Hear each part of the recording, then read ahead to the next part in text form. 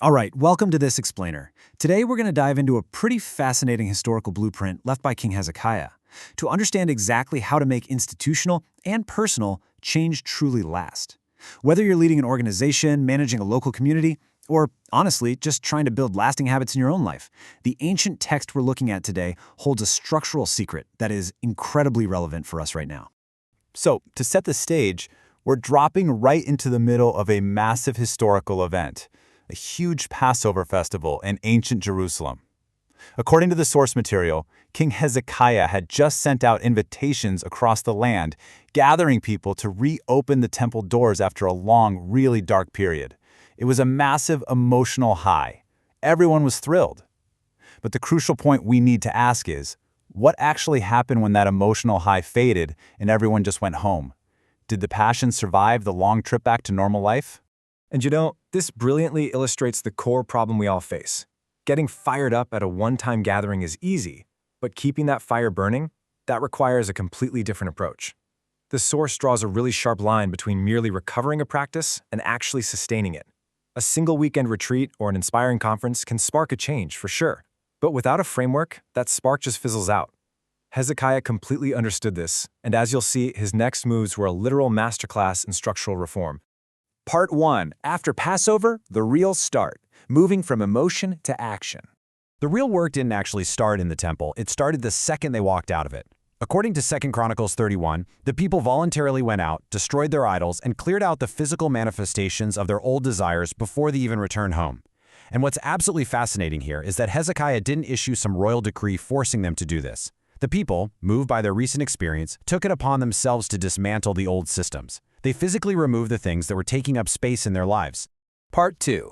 System built on the ruins. Rebuilding what was lost. But breaking things down is really only half the battle. King Hezekiah knew he had to build a lasting system right on top of those ruins, because if you just leave a void, the old habits and structures will creep right back in. His father, King Ahaz, had literally shut the temple doors, so Hezekiah had to reorganize and reinstate the priests and Levites, the temple's dedicated workers who had scattered just to survive. When the temple closed, these workers lost their livelihoods. They had to go find other jobs, so Hezekiah didn't just unlock the front doors and hope for the best, he rebuilt the entire organizational chart. He set up rosters, he set up shifts. This wasn't just administrative busywork. It was a bold, structural declaration that the community was officially back in business. Now, what's really interesting about the source's definition of true worship here is that it starts with emptying out the bad to make structural room for the good. So often, we try to just add a new healthy habit on top of an already cluttered life. Actually, scratch that. You can try, but it never lasts. The text argues that the very first fruit of genuine change is subtraction. You have to actively remove your personal idols and distractions before you can sustainably build anything new. Part 3. Leadership by example. Setting the standard from the top. Of course, rebuilding a national system requires serious resources, and Hezekiah modeled exactly how a leader should initiate this kind of massive structural change. He didn't just delegate, he put his own skin in the game. Instead of taxing the people first, he funded the initial temple offerings directly out of his own personal wealth. The text specifically highlights that these resources came from the king's private estate, not the national treasury. He personally bankrolled the morning, evening, weekend, and holiday operations, the whole shebang, just to get the system off the ground. So, the crucial point to take away here is that true leadership isn't just standing around giving orders. It's laying down the material foundation yourself to inspire others to follow. You literally cannot demand sacrifice from your community or your team if you aren't willing to make the first, most visible sacrifice yourself. Hezekiah proved his commitment with his own wallet, and that established total trust. Part 4. Heaps of accumulated blessings. The community's response. Let's see how that trust actually builds when people witness a leader's sacrifice, because trust, as it turns out, is incredibly contagious. Following the king's decree to support the priests so they could focus entirely on their work, the people brought an overwhelming abundance of their first fruits, the absolute earliest and best of their crops, along with their tithes, which is just an ancient term for giving a standard tenth of their income. We're talking massive quantities of grain, wine, oil, honey, cattle, and sheep. The people responded to the king's example with an absolute tidal wave of generosity. And this wasn't just a quick weekend charity drive either. It was a sustained 4-month effort of giving that resulted in literal mountains of surplus. From the 3rd month all the way to the 7th month, they just kept bringing supplies. The response was so massive that Hezekiah actually had to go out and ask the priests, how is there still so much stuff piled up everywhere?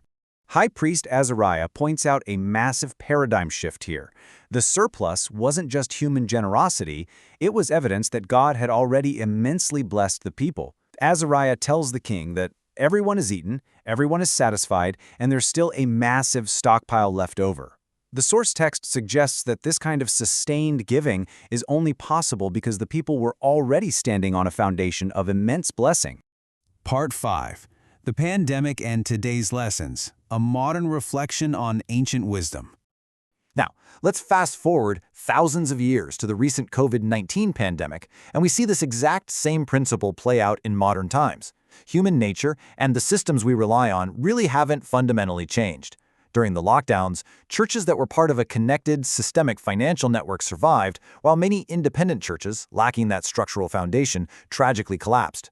When the buildings closed and attendance plummeted, the underlying financial structure was literally the only thing catching them.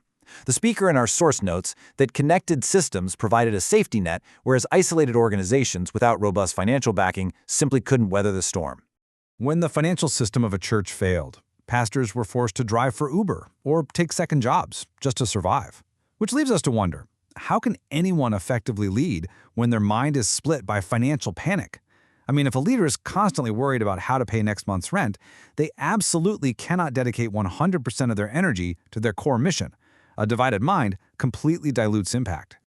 Hezekiah understood exactly what modern organizations learn the hard way. Without a solid financial structure backing the workers, the mission itself will crumble.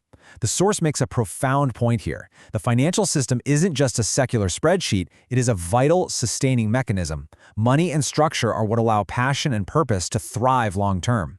Finally, Part 6, Toward True Worship, Sustaining the Commitment. So what does this all mean for us? How do we apply this blueprint today? How do we move from an initial burst of emotion into a sustainable, lifelong practice? Well, the Apostle Paul actually carried Hezekiah's exact structural logic into the New Testament, proving that spiritual work requires tangible earthly support to be sustainable.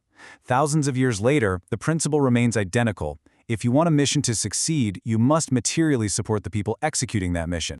To make any profound change last in your own life or organization, you have to follow this sequence. Gather focus, remove distractions, build the system, and commit your resources. You literally cannot skip steps here. You can't build a sustainable structure if you haven't first cleared out the old distractions. And the structure definitely won't hold if you aren't willing to invest your own tangible resources into it. Remember, the ancient Israelites didn't give to get rich. They gave abundantly because they recognized they were already richly blessed. The source beautifully frames true devotion not as an investment you make hoping for a return, but as a joyful reaction to what you already possess. They gave from a place of abundance, not a place of scarcity. I'll leave you with this to think about. When you commit your time, your energy, or your resources to a cause, are you trying to buy a blessing, or are you joyfully responding to the grace you already have? Take a moment to reflect on your own habits, your own generosity, and the systems you've built in your life. Are they built to last? Thanks for joining me on this explainer, and I'll catch you on the next one.